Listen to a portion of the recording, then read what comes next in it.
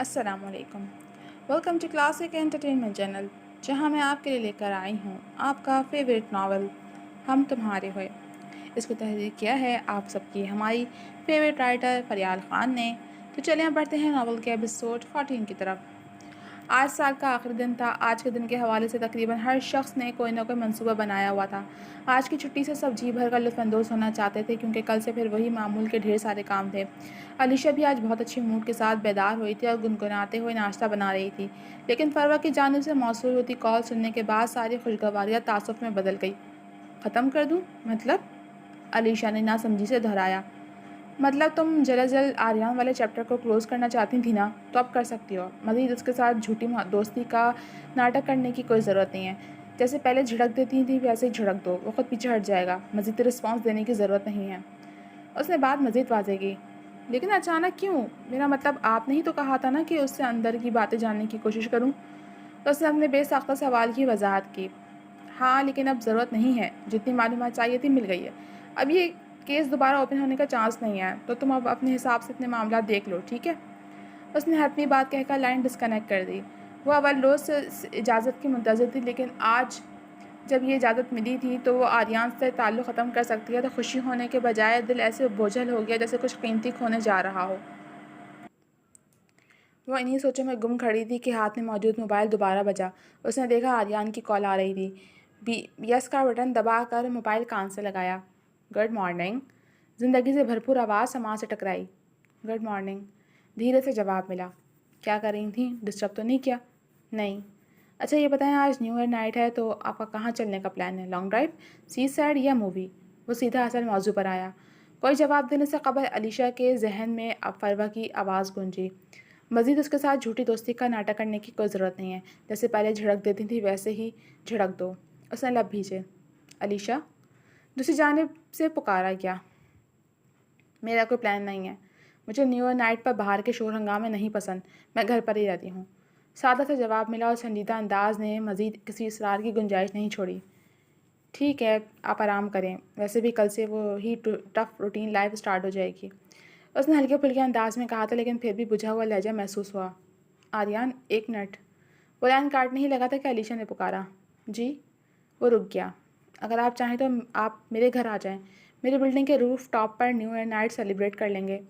न जाने क्यों वो खुद को पेशकश करने से रोक नहीं पाई। ज़रूर, क्यों नहीं? बुझा हुआ लहजा फिर से खिल उठा। ठीक है, तो फिर रात को मिलते हैं। सी यू। उसने मुस्कुराकर कहते हुए राब्ता मुनक़ता कर दिया, जो अब खुद भी ये राब्ता रखना चाहती थी बिना किसी गर्ज़ के। सब न्यू ईयर नाइट क्यों मनाते हैं मम्मा? मुनज़्ज़र ने नासमझी से पूछा, जिसकी अमरीन पोनी बना रही थी। बस ऐसे ही। लोगों का मानना होता है कि हम अगर नए साल को खुशी खुशी वेलकम करेंगे तो पूरा साल अच्छा गुजरेगा। उसने कार्रवाई जारी रखे हुए जवाब दिया। क्या सच में ऐसा होता है मम्मा, कि अगर हम नए साल को वेलकम ना करें तो अच्छा नहीं गुजरता? जूते पहनते माइंड ने भी सवाल उठाया। नहीं बेटा, ऐसा कुछ नहीं है। वो तो बस लोगों को छुट्टी और सेलिब्रेशन का बहाना चाहिए होता है, इसीलिए न्यू ईयर को भी त्यौहार बना लिया है। वरना साल आना और जाना भी ऐसा ही है जैसे दिन और रात। दुनिया घूमती रहती है, दिन और साल बदलते रहते हैं बस। और इसमें ऐसा कुछ ख़ास नहीं होता कि सेलिब्रेट करना चाहिए। लेकिन हाँ, एक ज़रूरी काम करना चाहिए, वो है अल्लाह पाक का शुक्र कि उसने हमें एक और साल दिया ताकि हम सब के साथ मोहब्बत से रह सकें, उसने अखलाक से पेश आ सकें और अच्छे अच्छे काम कर सकें। अल्लाह पाक का शुक्र हर साल, हर महीने, हर हफ्ते, हर दिन, हर पल ज़रूरी है, क्योंकि हम उसका जितना शुक्र अदा करते हैं वो हमसे उतना ही खुश होता है कि देखो मेरे बंदे शुक्र कर रहे हैं, और फिर वो हमें ऐसी मज़ीद ब्लेसिंग्स देता है। उसने सादा और आसान लफ्ज़ों में सब समझाया, जो दोनों काफ़ी हद तक समझ भी गए। अगर सेलिब्रेट नहीं करना चाहिए तो फिर आज हम बाहर आउटिंग पर क्यों जा रहे हैं? मुनज़्ज़र को फिर सवाल ने तंग किया। वो तो हम वैसे भी जाते रहते हैं, और अभी भी हम स्कूल वेकेशंस का लास्ट डे एंजॉय करने जा रहे हैं, न्यू ईयर नहीं, क्योंकि परसों से फिर स्कूल खुल जाना है। उसकी पोनी बन गई थी। सब रेडी हैं, चलें? साहिल पूछता हुआ कमरे में आया। रेडी पापा। दोनों पुरजोशी से बाहर आए। गुड। मैं अंजा को गाड़ी में बिठा आया हूँ, अब दोनों जल्दी से बहन के पास जाओ, हम भी आ रहे हैं। साहिल के कहने पर दोनों कमरे से बाहर भागे। साहिल, आपने अभी तक बताया नहीं। अमीन कहते हुए करीब आई, जिसने मौसम की मुनासिबत से गर्म सूट पहना हुआ था। आपने पूछा ही नहीं जानम, वरना मैं तो हर वक्त तफसीली गुफ्तगू के लिए तैयार रहता हूँ। उसने कमर के गिर्द बाजू हिमाया करके उससे करीब किया। BCS साहिल, मैं बच्चों के बारे में कह रही हूँ। कल इन्हें वापस फरवा के पास भेजना पड़ेगा। आपने कहा था कि बच्चे जल्द हमेशा के लिए वापस आ जाएंगे, ये कब होगा? उसने फ़िक्रमंदी से ध्यान दिलाया। जब मैंने कहा है कि बच्चे हमेशा के लिए वापस आ जाएंगे तो फिर ला कर भी दिखाऊंगा। मुझ पर भरोसा रखो जानम। उसे इत्मीनान से कहते हुए माथे पर बोसा दिया तो वो बेबसी से लाजवाब हो गई। सूरज गुरूब होते ही शहर की अफरा तफरी उरूज पे पहुंच गई थी। आहिस्ता आहिस्ता सब लोग घरों से निकलना शुरू हो गए थे, जिसके बायस गहमा गहमी का समा था। सुखरफ किचन में मौजूद अपने और खाला के लिए कॉफ़ी बना रही थी जब हमदान की कॉल आ गई। बातों के साथ साथ काम भी करने लगी। अगर आप बुरा ना माने तो मैं आपको पिकअप करने आ जाऊँ। हम कहीं बाहर चलते हैं। न्यू ईयर नाइट है तो बाहर भी रौनक लगी हुई है। हमदान ने संभल कर पेशकश की। रियली सॉरी हमदान, मगर आज पॉसिबल नहीं है। एक्चुअली भाई और भाभी वेकेशंस के लिए मरी गए हुए हैं। खाला घर पर अकेली हैं जिनकी तबीयत भी आजकल ठीक नहीं है, तो मैं उन्हें छोड़कर नहीं जा सकूँगी। उसने आजिज़ी से माजरत की। ओह इट्स ओके, आप आंटी का ख्याल रखें, वो ज़्यादा इंपॉर्टेंट है। उसने भी दिल की ख्वाहिश दिल में दबा कर मामला फहमी का मुजाहरा किया। जी, वैसे इंपॉर्टेंट तो कल का दिन भी है। कल इस प्रोजेक्ट की लॉन्चिंग है जिसकी हम कब से तैयारी करें। तो आप रेडी हैं ना कल के लिए? उसने दिलचस्पी से जानना चाहा। रेडी नहीं था मगर आपने कर दिया, और साथ साथ थोड़ा नर्वस भी हूँ कि मेरी पहली बड़ी प्रेजेंटेशन है तो कहीं कोई गलती ना कर दूँ। हमदान ने झिझकते हुए अपनी कैफियत बताई। जब मेरी ज़रा सी हेल्प पर आपने खुद से इतनी अच्छी प्रेजेंटेशन दे दी थी तो अब की बार तो मैंने मिलकर आपके साथ सारी तैयारी की है, और स्ट्रेटजी भी साहिल मुश्तबा के इस्तेमाल करने वाले हैं जो कभी फेल नहीं होती, तो फिर गलती का कोई चांस ही नहीं है। कल प्रोजेक्ट आप ही जीतेंगे और साहिल मुश्तबा देखता रह जाएगा। उसके अंदाज में बहुत खुशी थी, दुश्मन की हार बहुत करीब से देखने की खुशी। Hope for the best. Hamdan ने इस वक्त बस इतना ही कहना मुनासिब समझा, क्योंकि अभी फिर से समझाने की कोशिश करता तो भड़क जाते। लाइन डिस्कनेक्ट करने के बाद ज़ुखरा दोनों कप ट्रे पर लिए खाला के कमरे में आई, मगर उन्हें बेड पर अजीब सी हालत में पड़ा देख उसके हाथ से ट्रे छूट कर गिर गई। खाला, वो घबरा कर उनके पास आई, जिनका जिस्म ठंडा पड़ गया था और सांस उखड़ती मालूम हो रही थी। उसे कुछ समझ में नहीं आया कि क्या करे, तो अगले ही पल हमदान को कॉल मिला दी। जी ज़ुखरफ बोले। हमदान, वो खाला की तबीयत ख़राब हो गई है, प्लीज़ जल्दी आ जाएं। वो खौफ के मारे रोने लगी थी। मैं अभी आया। वो भी फ़ौरन उठ खड़ा हुआ। अगली थोड़ी देर में हमदान घर पहुंच गया था, जिसके साथ वो उन्हें अस्पताल ले आई। उन्हें फ़ौरी इमरजेंसी में ले जाया जा चुका था। ज़ुखरफ बाहर कॉरिडोर में मौजूद थी जबकि हमदान फॉर्मेलिटीज़ पूरी करने गया था। वो वापस आया तो ज़ुखरफ दीवार से टेक लगाए बेआवाज़ रोती मिली। परेशान ना हो, इंशाल्लाह आंटी बिल्कुल ठीक हो जाएंगी।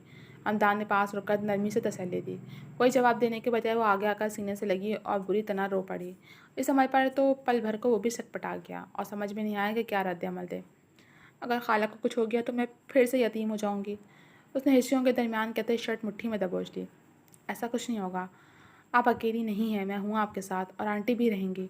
हमदान ने आयशा से बाजू हिमायल करके सर सहलाया। वह अनोज रोई जा रही थी, जिसे खुद से जुदा करने के बजाय हमदान ने रोकर जी हल्का करने दिया। थोड़ी देर बाद जब उसे सब्र आया तो वो खुद ही आहिस्तगी से अलग हो गई। यहाँ बैठें। हमदान ने उसे बाजुओं से पकड़कर बेंच पर बिठाया और ख़ुद पंजों के बल पास बैठ गया। आप तो इतनी बहादुर हैं, आप क्यों ऐसा कमज़ोर पड़कर मायूस हो रही हैं? वो नरमी से आंसू साफ करने लगी। जब किसी अजीज रिश्तेदार को खोने की नौबत आती है तो बहादुर से बहादुर शख्स भी डर जाता है। रुंधी हुई आवाज़ में जवाब मिला, फौरी तौर पर कुछ ना बोला।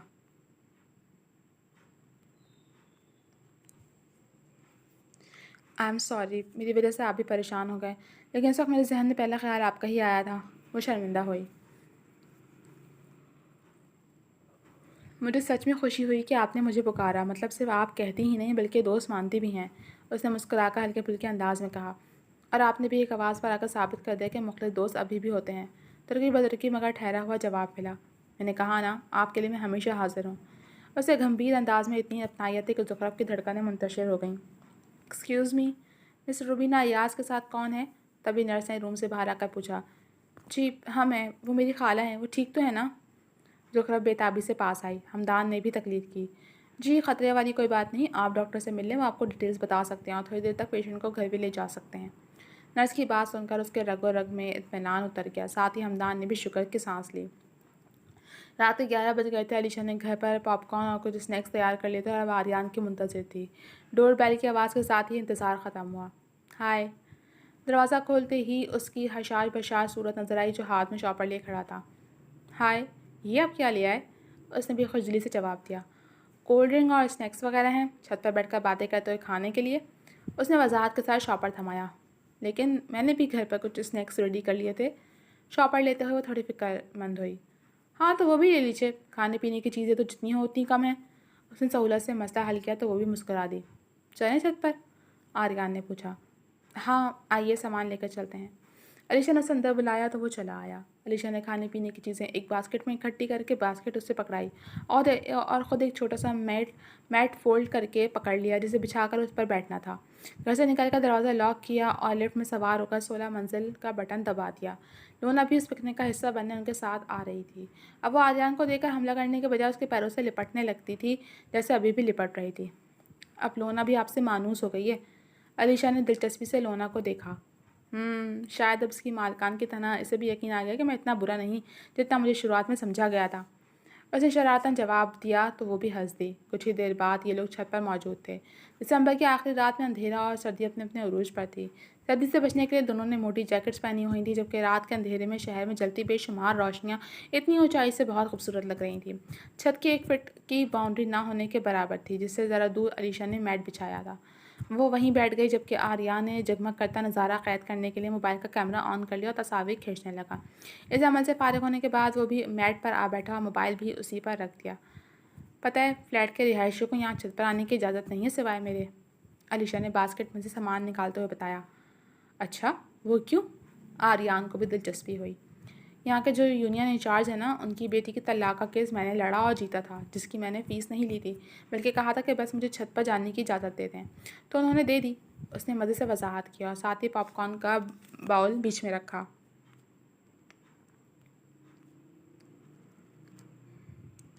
अरे वाह, आप में तो वकीलों वाली सारी क्वालिटीज़ हैं। उसने मुतासर होते हुए पॉपकॉर्न खाया। अलीशा ने रोना के आगे भी टी केक रखा जिससे वो खाने लगी। मेरे साथ भी एक बार कुछ ऐसा हुआ था जहाँ ये वकालत का पेशा मेरे काम आ गया, वो कहते हुए चिप्स का पैकेट खोलने लगा। जब मैं लंदन में था तब एक दिन कॉफ़ी शॉप पर गया, कॉफ़ी ली और बैठने के लिए जगह ढूंढने लगा। उसे वहाँ काफ़ी रश था, तो बस एक टेबल की कुर्सी खाली थी। दूसरी पर कोई एशियन लड़की बैठी थी। मैंने पूछा क्या मैं यहाँ बैठ जाऊँ, तो अचानक ज़ोर से बोली कि तुम्हारी ये जुर्रत कि तुम मुझे अपने साथ 1 नाइट स्टैंड ऑफ़र कर रहे हो। वो पल भर को रुका। ओह, तो फिर आपने क्या कहा? पॉपकॉर्न खाती अलीशा को भी आगे सुनने का तजस्सुस हुआ। कुछ सेकंड के लिए तो मैं भी शॉक हो गया कि ये हुआ क्या है।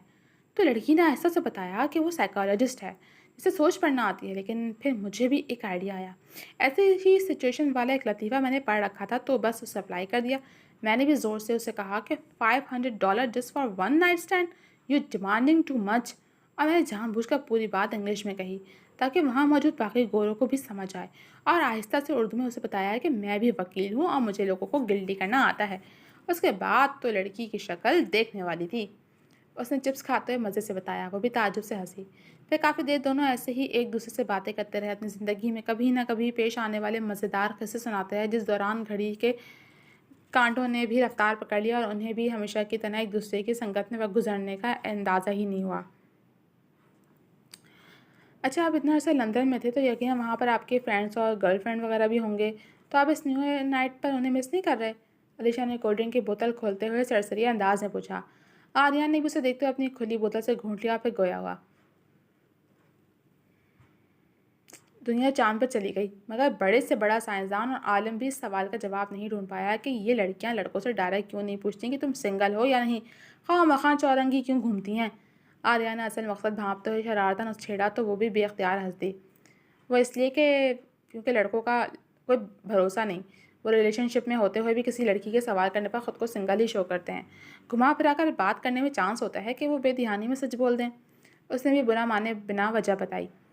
क्या फ़ायदा सच जानने का भी, आपने कौन सा यकीन करना है? आप तो यही सोचेंगे कि इतना हैंडसम लड़का भला सिंगल कैसे हो सकता है, ये झूठी बोल रहा होगा। आर्या ने मसनूई बेबसी दिखाते हुए चिप्स खाई। हाँ, हैंडसम लड़कों के बारे में तो यही ख्याल होता है, मगर आपको देखकर यकीन आ जाता है कि आप वाकई सिंगल होंगे। अलीशा ने बजाय संजीदा रहते हुए शरारतन छेड़ा तो वो उसे खफगी से घूरने लगा। लोग साल के आखिरी रात में एक दूसरे को बेस्ट विशेस देते हैं, सॉरी बोलते हैं, नए प्रॉमिस करते हैं, और आप मुझे रोस्ट कर रही हैं? उसने मसनूई शिकवा किया। लोग तो न्यू ईयर नाइट बहुत एहतमाम से मनाते हैं, पार्टीज़ करते हैं, घूमने जाते हैं, मगर उन सब के उलट हम हैं कि छत पर बैठकर स्नैक्स और कोल्ड ड्रिंक के साथ फायरवर्क्स का वेट कर रहे हैं। अलीशा ने इस तरफ भी तवज्जो दिलाई। कभी कभी दुनिया वाले की रिवायत से हटकर भी कुछ काम कर लेने चाहिए, मज़ा आता है। और ठहरे हुए अंदाज में बोला, पता है, मैंने अब तक लंदन में बहुत सी न्यू ईयर पार्टीज़ अटेंड की हैं। जब पाकिस्तान में था तो दोस्तों के साथ सी साइड पर जाकर हल्ला गुल्ला करता था, मगर आज का सेलिब्रेशन सबसे अलग है। वो खुद ही मज़ीद बताने लगा। अलग मतलब बोल? अलीशा ने अंदाज़ा लगाया। नहीं, अलग मतलब सादगी, सुकून। मैं हमेशा अकेला रहा हूँ, इसलिए मुझे लगता था कि अकेलापन दूर करने का वाहिद हल होता है एडवेंचर्स और पार्टीज़। लेकिन आज पता चला कि किसी के साथ सुकून से बैठकर बातचीत कर लेने में जो सुकून और मज़ा है वो शोर शराबे में नहीं। अगर हमारा हम मिजाज और हम ख्याल एक शख्स ही मिल जाए तो वही हमारे लिए काफ़ी होता है, फिर पूरी दुनिया की ज़रूरत नहीं पड़ती, है ना? वो पुरफुसू अंदाज में कहता गया और मबहूत होकर सुनती गई। लेकिन जब आखिर में आर्यन ने बराह रास्त उसे देखते हुए ताली चाही तो वो होश में आते दोबारा नज़र चुरा गई। 12 बजने में 10 मिनट बाकी हैं। अलीशा ने यूं ही अपने मोबाइल पर टाइम देखकर इतला देते हुए बाल बदलनी चाहिए।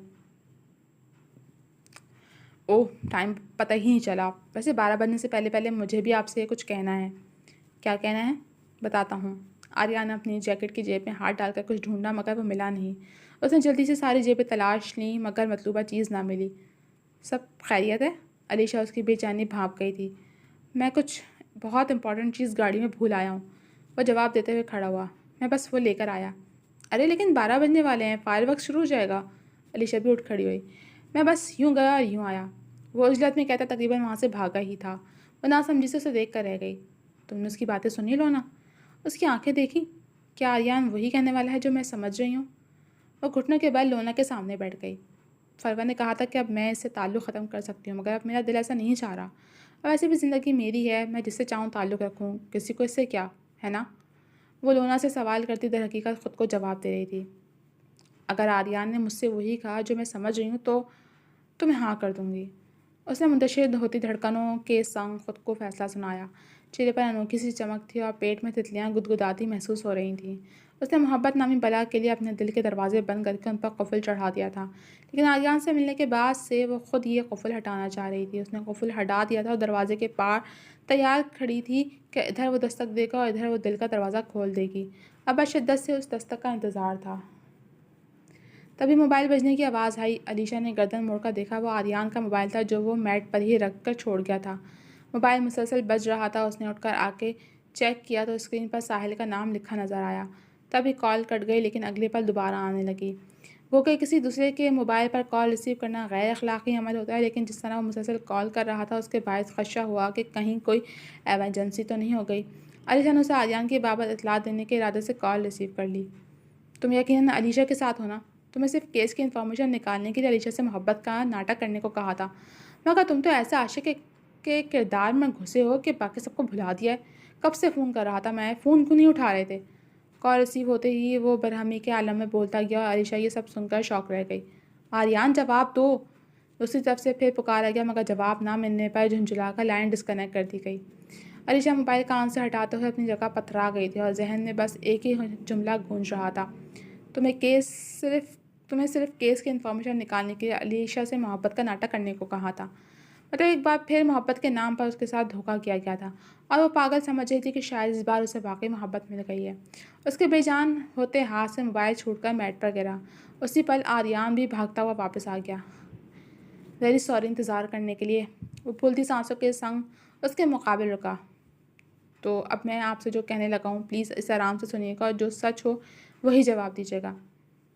उसने बमुश्किल अपनी धड़कन काबू करते हुए तमहीद बांध दी। वो बेतासुर नज़रों से देखती गई। शुरुआत में जब हम मिले तो केस की वजह से ही मिले। कोर्ट रूम में हमारी काफ़ी ज़िद बहस भी हुई जिसकी वजह से हमारे ताल्लुकात कुछ खुशगवार नहीं रहे। लेकिन अभी कुछ दिनों से केस के अलावा हमारी जो बातचीत हुई, हमने जो टाइम साथ गुजारा, उससे मुझे रियलाइज़ हुआ कि ये जो आपकी सख्ती और गुस्सा है ये दुनिया की दी हुई है और दुनिया वालों के लिए ही है। अंदर से आप बहुत प्यारी और सॉफ्ट नेचर की लड़की हैं जो मेरी तरह ही अकेली हैं। वो पल भर को रुका। मैंने कभी शादी के बारे में नहीं सोचा था। इरादा था कि अकेले ही मज़े से सारी ज़िंदगी गुजार लूँगा, लेकिन आपसे मिलने के बाद से अब मेरा अकेले दिल नहीं लगता। दिल चाहता है कि आप हर वक्त मेरे साथ रहें। हम ऐसे ही कभी घंटों छत पर बैठे रहें, कभी लेट नाइट भुट्टा खाने चले जाएँ, तो कभी बस सुकून से बैठकर बातें करते रहें। तो क्या आप ज़िंदगी भर इन सब कामों में मेरा साथ देने के लिए राज़ी हैं? क्या आप मुझसे शादी करेंगी? उसने बहुत चाव से कहते हुए सुर्ख मखमली बॉक्स सामने किया जिसमें डायमंड की अंगूठी चमक रही थी। ये वही लेने नीचे गया था। वो पुरुमीद सवालिया नज़रें उस पर जमाए खड़ा जवाब का मुंतज़िर था। अलीशा ने एक नज़र अंगूठी को देखा, फिर नज़र आर्यन की जानिब उठाई और अगले ही पल एक ज़ोरदार थप्पड़ उसे गाल पर रसीद कर दिया। इस रद्द-ए-अमल पर वो सर तपा हिल गया। ऐन उसी पल फ़िज़ा आतिशबाज़ी की आवाज़ से गूंज उठी और आसमान रोशन हो गया। लेकिन यहाँ तो सब सोच के बरक्स हो गया था। आर्यन फटी फटी नज़रों से अलीशा को देख रहा था, जिसकी आंखों में बेपनाह गुस्सा था। मुझे लगा मेरी सोच गलत थी कि सारे मर्द एक जैसे होते हैं, लेकिन नहीं, मैं सही थी। सारे मर्द वाकई एक जैसे होते हैं, झूठे, धोखेबाज और मतलब परस्त। वो गोया हुई तो उसका अंदाज गम और गुस्से से चूर था। लेकिन मैंने ऐसा क्या कर दिया अलीशा? वो परेशान हुआ। कर दिया नहीं, करते आए हो। साहिल के कहने पर मुझसे झूठी दोस्ती और अब मोहब्बत का नाटक, ताकि केस के हवाले से इन्फॉर्मेशन हासिल कर सको। अलीशा की बात उस पर बिजली की मानन गिरी। आसमान पर आतिशबाजी का शोर हनोस जारी था। अगर अभी मैं तुम्हारे मोबाइल पर आती साहिल की कॉल ना रिसीव करती तो मुझे तो कभी पता ही नहीं चलता कि तुम भी मेरे साथ खेल खेल रहे थे। मज़ीद कहते हुए वो रो पड़ी। आर्यन को समझ आ गया कि हुआ क्या होगा। नहीं अलीशा, ऐसा नहीं है, प्लीज़ मेरी बात सुनो, मैं सब समझाता हूँ। उसने बाजू थाम कर तहम्मुल से समझाना चाहा।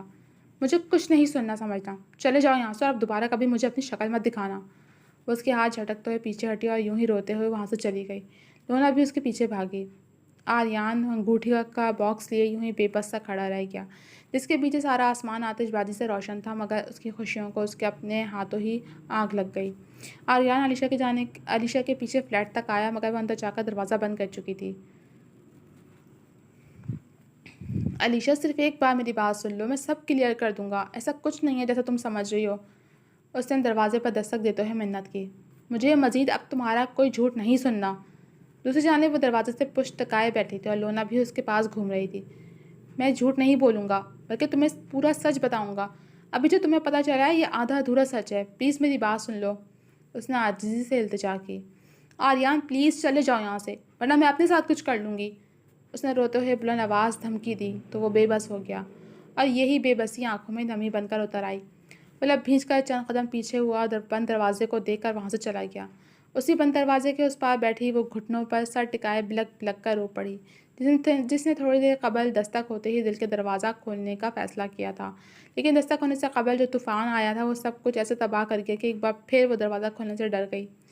जिस दस्तक का इंतज़ार था वो हुई, मगर वो दरवाज़ा ना खोल सकी और वो हाथ यूं ही बेबस से वापस लौट गए।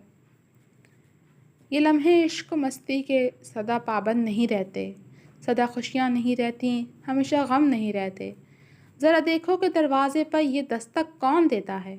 मोहब्बत हो तो कह देना, यहाँ अब हम नहीं रहते। वाह, ज़बरदस्त! क्या खूबसूरत शेर लिखा है फरियाल ने इस किस के अख्ताम पे। बहुत आला। तो जनाब, कैसी लगी आपको ये एपिसोड? क्या होगा अब आगे? आर्यन और अलीशा की मोहब्बत तो शुरू होने से पहले ही ख़त्म हो गई, गलत फहमी की नज़र हो गई, ये कहना चाहिए।